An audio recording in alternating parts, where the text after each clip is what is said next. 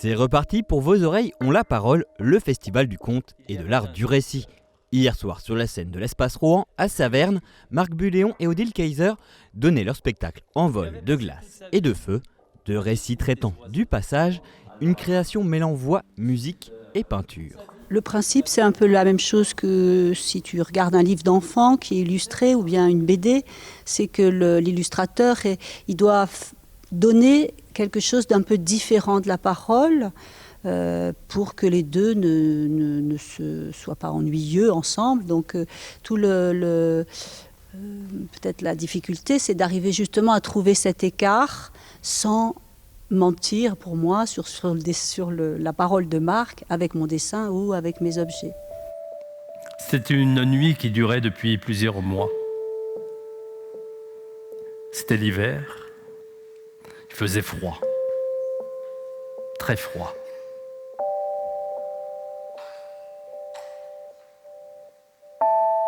Dans un igloo, une jeune femme était en train d'accoucher. Longtemps cantonné dans l'imaginaire collectif au volume de Perrault, le conte est avant tout un art de l'oralité. Loin de se limiter aux histoires pour les enfants, il s'adresse à l'homme, à son inconscient, à son imaginaire, à ses mythes. Aujourd'hui, il prend des formes si diverses qu'il serait vain d'en faire la liste. En tant que conteur, c'est une expérience vraiment particulière puisque il faut qu'il y ait beaucoup de place pour le dessin et donc beaucoup de temps de parole en moins. C'est vraiment un plaisir incroyable à chaque fois d'être dans cette situation. Je ne suis plus la personne qu'on regarde, puisque les gens regardent, enfin le public regarde le dessin ou la personne qui dessine, très peu moi.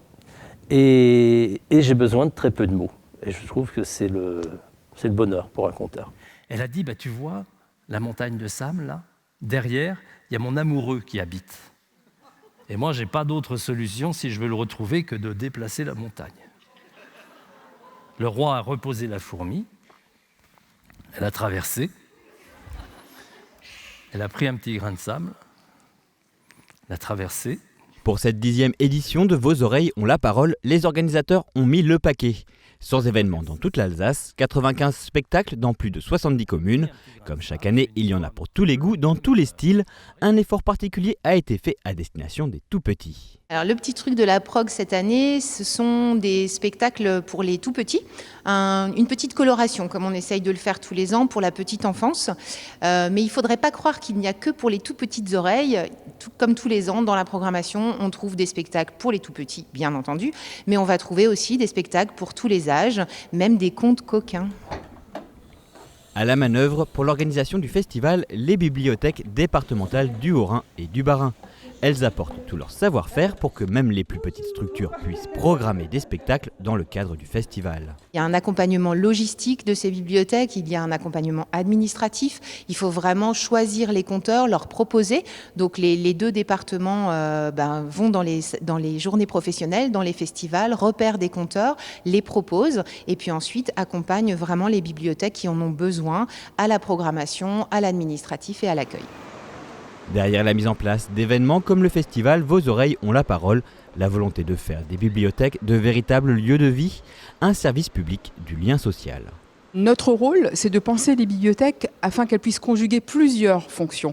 Une fonction de sociabilité où la parole a toute sa place, les gens viennent de plus en plus pour échanger entre eux, mais aussi des espaces plus confinés, plus tranquilles, puisqu'en fait, la bibliothèque peut aussi être un lieu de déconnexion et d'isolement et de solitude, pourquoi pas de méditation aussi et de travail, bien sûr. Donc aujourd'hui, les lieux que l'on pense conjuguent ces différentes fonctions et pratiquement 30% des gens qui franchissent la porte d'une bibliothèque ne viennent pas pour y lire.